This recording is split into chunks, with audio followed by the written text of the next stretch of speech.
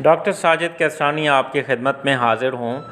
तमाम दोस्त जो मेरे चैनल पे नए हैं उनसे गुजारिश है कि चैनल को सब्सक्राइब कर लें और बेल आइकॉन प्रेस कर लें। दोस्तों, आज का जो मेरा टॉपिक है एक इंतहाई इम्पॉर्टेंट प्रोडक्ट है जो कि डिप्रेशन के लिए इस्तेमाल होती है। एसाइटाइलोप्राम या जिसको सीटा न्यू जो है टेबलेट के नाम से मार्केट में अवेलेबल है। तो सीटा न्यू टेबलेट जो है इसके आज साइड इफ़ेक्ट्स जो हैं वो मैं आपसे शेयर करूंगा।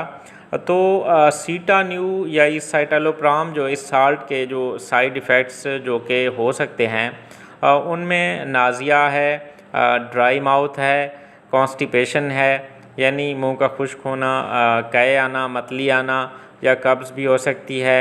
और ये स्लीप जो है बेहतर करती है, लेकिन बाज़ औक़ात इससे ट्रबलनेस हो सकती है स्लीप में भी जो है। एक्सेसिव स्वेटिंग हो सकती है किसी पेशेंट को।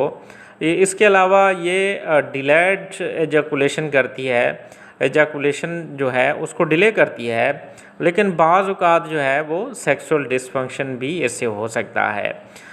हालांकि ये एजैकुलेशन को जो है ना इंक्रीज़ करने के लिए इस्तेमाल होती है, उसकी टाइमिंग को बढ़ाने के लिए इस्तेमाल होती है, लेकिन ये इसका बाज़ औक़ात सेक्सुअल डिसफंक्शन भी काज़ कर सकती है।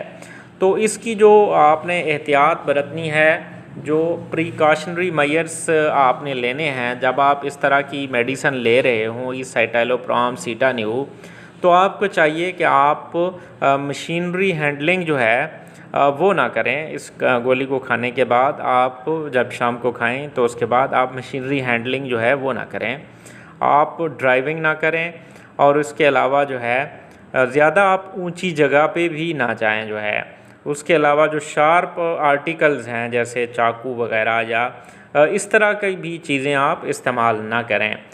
तो दोस्तों, ये कुछ साइड इफ़ेक्ट्स और सेफ्टी के लिए जो है जो ऐसी मेडिसिन इस्तेमाल करते हैं वो चीज़ें मैंने आपसे शेयर की हैं।